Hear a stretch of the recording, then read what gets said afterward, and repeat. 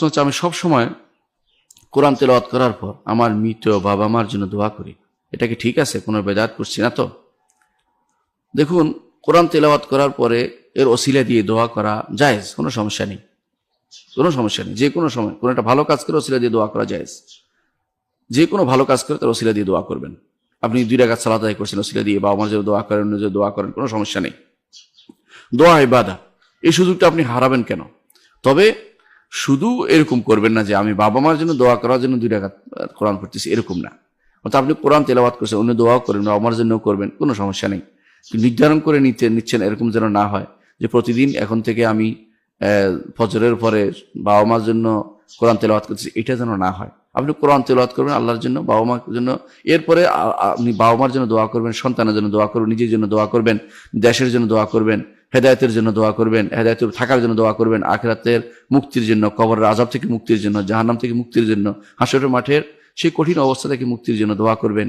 কোরআন আপনার জন্য সুপারিশকারী হবে, এটা আপনি বিশ্বাস করবেন এবং আল্লাহকে বলবেন আল্লাহ তাআলা যেন আপনাকে, কোরআনকে যেন আপনার জন্য সুপারিশকারী বানিয়ে দেয়। এইভাবে দোয়া করলে আপনার জন্য আম দোয়ার ভিতরে কোনো সমস্যা নেই, কিন্তু নির্ধারণ করা যাবে না যে এটার জন্য দোয়া করার জন্য আমি এটা করতেছি, কারণ এটার জন্য দলিল লাগবে, যে সুনির্দিষ্ট কোনো দলিল লাগবে। তাহলে আপনি কোরআন তেলাওয়াত করায় বাবা মার জন্য দোয়া করবেন, অন্যের জন্য দোয়া করবেন, কোনো সমস্যা নেই।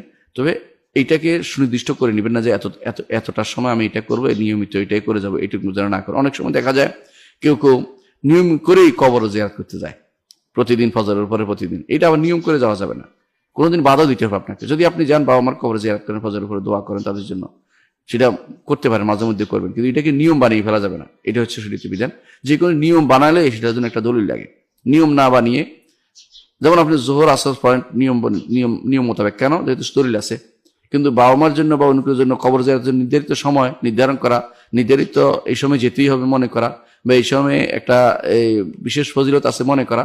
যেমন অনেকে দেখা যায় ঈদের পরে, জুমার পরে, এই জাতীয় সময় অনেক সময় জিয়ারতে যায় বাবা মার, মনে করে যে এটা কোনো ফজিলত রয়েছে। নির্ধারিত কোনো ফজিলত সেখানে নাই। ইচ্ছা করে দোয়া করবেন, ইচ্ছা করে দোয়া করবেন না। যদি যেতে চান যাবেন, মনে করে তার বাবা মার কথা মনে হয়েছে, যা গত বছর ছিল বা অন্য সময় ছিল, আমি তো এই বছর তার সাথে ঈদ করতে পারি না, সে আমার সাথে জুমা পড়তে পারে না, আমি যাই তার জন্য, তার বাবা মার জন্য দোয়া করি, তার জন্য করতে পারেন, এতে কোনো নিষেধ নাই। কিন্তু এটা নিয়ম বানিয়ে ফেলা যাবে না, নিয়ম বানিয়ে ফেললে বেদাত হয়ে যাবে।